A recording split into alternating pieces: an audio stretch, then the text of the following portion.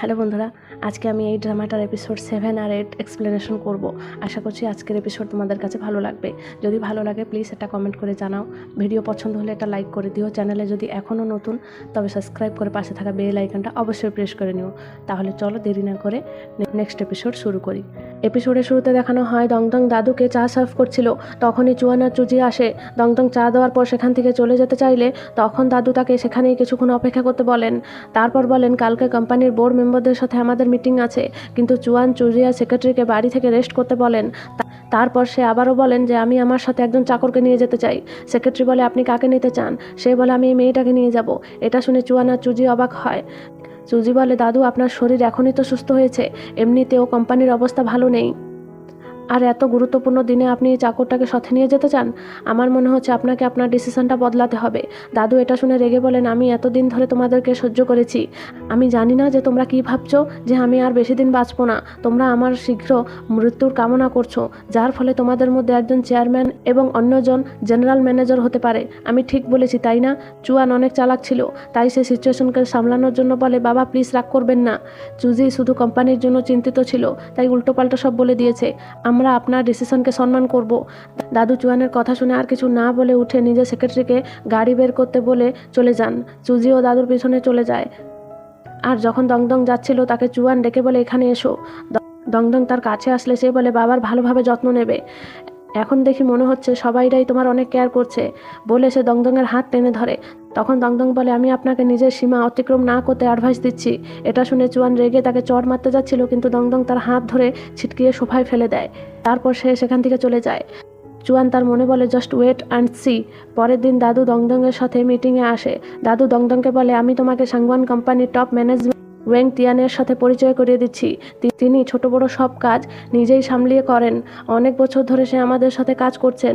এখানে জানা যায় যে মু ফেং হচ্ছে ওনার ছেলে। দাদু বলেন দংদং এবার তুমি তোমার পরিচয় দাও। তখন দংদং বলে আমি ফেং দংদং, আর আমি মিস্টার সাংওয়ানের পরিবারের একজন চাকর। এটা শুনে তারা একটু অবাক হয়, এমনকি মু ফেংও, কেননা সেও তো এটা কখনো এক্সপেক্ট করেছিল না। তখন তিয়ানে দংদংকে বলেন হ্যালো দংদং, আপনার সাথে দেখা করে ভালো লাগলো। দাদু সিচুয়েশনকে নর্মাল করার জন্য বলেন আপনি কেন মু ফেংকে একজন চাকরের মতো কাজ করাচ্ছেন? কিছু কাজ তাকে নিজে হ্যান্ডেল করতে দিচ্ছেন না কেন? তারপর দাদু মু ফেংকে তার বয়স জিজ্ঞেস করলে সে বলে 22। দাদু বলেন আমি শুনেছি কাজে তুমি তোমার বাবাকে অনেক হেল্প করো, তবে তুমি কি আমাকে হেল্প করবে? মু ফেং বলে আমার অ্যাবিলিটির হিসাবে তবে আমি শুধু আমার বাবার হেল্প করতে পারবো। দাদু বলেন তুমি তোমার বাবার পাশে থেকে নিজের ট্যালেন্টকে নষ্ট করছো। আমি তোমার ক্যাপাবিলিটি খুব ভালো করেই জানি, তাই আমি চাই যে তোমাকেও তোমার পজিশনটা দিয়ে দেওয়া হোক। এটা শুনে মু ফেং অনেক খুশি হয়। তখন দাদু বলেন আমি চাই তুমি দংদংকে নিজের সাথে রেখে কোম্পানির সব প্রজেক্ট ম্যানেজমেন্টের ব্যাপারে বুঝাও। তখন এখানে উপস্থিত থাকা আর একজন মেম্বার হঠাৎ করেই বলে ওঠেন যে মিস্টার সাংওয়ান, মু ফেংকে এত ছোট কাজ করতে দেওয়াটা আমার মনে হচ্ছে ঠিক হয়নি। এই কাজটা তো আর কেউও করতে পারবে। দাদু তাকে এটা বলে চুপ করিয়ে দেন যে আমি কি তোমাকে কিছু জিজ্ঞেস করেছি, বলে সে উঠে চলে যান। তখন দংদং মনে করে ইয়ানসু তাকে বলেছিল যে তোমার প্রথম কাজ পূরণ হয়েছে। মিস্টার সাংওয়ান জেনে গেলেন যে তুমি কে। এর পরের কাজটি হলো ওয়েং তিয়ানে, যে মিস্টার সাংওয়ানের খুব বিশ্বস্ত ব্যক্তি, তার ক্লোজ হওয়া। তাই দংদং মু ফেংকে ডেকে বসতে বলে। তারপর জিজ্ঞেস করে তোমাকেও একটু অবাক লাগছে যে আমি শুধু একজন চাকর হয়ে এত বড় পজিশনে কিভাবে আসলাম? মু ফেং বলে মিস্টার সাংওয়ান এসব করেছেন, তবে ওনার কাছে এর জন্য নিশ্চয়ই কোনো বড় কারণ থাকবে। দংদং বলে তুমি শুধু আমাকে ফলো করো, আমি তোমাকে কথা দিচ্ছি যে তোমার আর তোমার বাবার পজিশনের কোনো ক্ষতি হবে না। মু ফেং বলে আমাকে মিস্টার সাংওয়ান তোমাকে ফলো করতে বলেছেন, তবে আমি সেটা নিশ্চয়ই করব। কিন্তু তার মনেও দংদংকে নিয়ে একটু সন্দেহ হচ্ছিল। এখানে এই সিনটা কট হয়ে পরের দিন সকালকে দেখানো হয়, যেখানে দংদং বিচ সাইডে বসে দোলি খেলছিল। তাকে দেখে মনে হচ্ছিল যে সে আজকে অনেক খুশি আছে, কিন্তু তখনই হঠাৎ করে ইয়ানসু এসে দংদংকে ভয় দিয়ে দেয়। তখন দংদং বলে তুমি এত চাইল্ডিশ কেন? আসলে আমি তোমাকে কিছু জিজ্ঞেস করতে চেয়েছিলাম। তুমি আমার বাবার সবচেয়ে বড় কম্পিটিটর, তাই না? তারপরও তুমি কেন ওনার এত হেল্প করেছিলে? ইয়ানসু বলে এসব মিথ্যে, তোমাকে এসব বাজে কথা কে বলেছে? দংদং বলে কিছু না জানার ভান করো না। আমি জানি যে তুমি আমার বাবার ছোটবেলার বন্ধু, তুমি ছোটবেলায় ওনাকে বড় ভাই বলে ডাকতে। কিন্তু এটা সত্যি যে আমার বাবা অনেক ভালো ছিলেন, তুমি কখনো ওনাকে পটাতে পারোনি। ইয়ানসু জিজ্ঞেস করে যে তুমি এত সব কথা জানলে কিভাবে? দং বলে আমাকে এসব দাবাও আন্টি বলেছেন। আমি ওনাকে তোমার ব্যাপারে জিজ্ঞেস করেছিলাম, তাই অস্বীকার করা বন্ধ করো। তুমি এখনও ওনাকে বড় ভাই মনে করো। ইয়ানসু বলে কে তাকে বড় ভাই মনে করে? আমি তো নয়, তুমি শুধু তোমার দোলনায় ঝোলো। তখন দংদং ইয়ানসুর কাছে এসে তাকে ঝুলিয়ে বলে যেহেতু তুমি আমার সাথে আছো তাই শুধু মজা করো। সবসময় এত সিরিয়াস মোডে থাকো কেন? আমি যখন ছোট ছিলাম তখন বাবা সব দিন আমাকে এখানে নিয়ে আসতেন, সূর্য অস্ত হওয়া পর্যন্ত আমাকে এখানে খেলতে দিতেন। ইয়ানসু তাকে বারণ করলে সে জোর করে তাকে ঝোলায় আর নিজেও ঝোলে।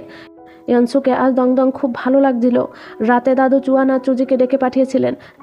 তারা দুজন আসার পর দাদু বলেন, পরের উইক সাংওয়ান গ্রুপের ইভেন্টের দিন দংদংকে তুমি তোমার সাথে কোম্পানিতে নিয়ে যাবে এবং তাকে একটা জব দেবেন তার ক্যাপাবিলিটির হিসাবে। মেয়েটা অনেক স্মার্ট, কিন্তু দুঃখের কথা এটা যে সে আমাদের ঘরে সামান্য এক চাকরের হিসাবে কাজ করছে। তখন চুজি বলে, দাদু কিন্তু এটা তো ঠিক নয়। দাদু রেগে গেলে চুয়ান সিচুয়েশনকে সামলানোর জন্য বলেন, হ্যাঁ বাবা, আমি সব কিছু অ্যারেঞ্জমেন্ট করে দেব। এটা শুনে দাদু সেখান থেকে চলে যান। তখন চুজি বলে, মনে হচ্ছে এবার আমাদেরকে একসাথে মিলে কাজ করতে হবে। আমি কখনো ভেবেছিলাম না যে আমরা একে অপরের সাথে লড়াই করার পর একটা চাকরের জন্য আমাদেরকে হাত মেলাতে হবে। চুয়ান বলে, না, সে কোনো সাধারণ মেয়ে নয়। তোমার কি তাকে দেখে চেনা চেনা লাগছে না? চুজি বলে, তুমি কি বলতে চাও? চুয়ান বলে, তোমার কি তাকে দেখে মনে হচ্ছে না যে সে দেখতে সাংওয়ান জিয়াওর মতন? এখানে এই সিনটা কট হয়ে গেলে পরের দিন সকালকে দেখানো হয়, যেখানে চুয়ান কলে কারোর সাথে কথা বলছিল যে আমি সেই মেয়েটার ছবি আপনাকে পাঠিয়ে দিয়েছি। সেই মেয়েটার নাম ফেং দংদং। কলে থাকা মহিলাজন বলেন যে ঠিক আছে, আমি বুঝতে পেরে গেছি, এখনকার মতন তার কোনো ক্ষতি করবে না।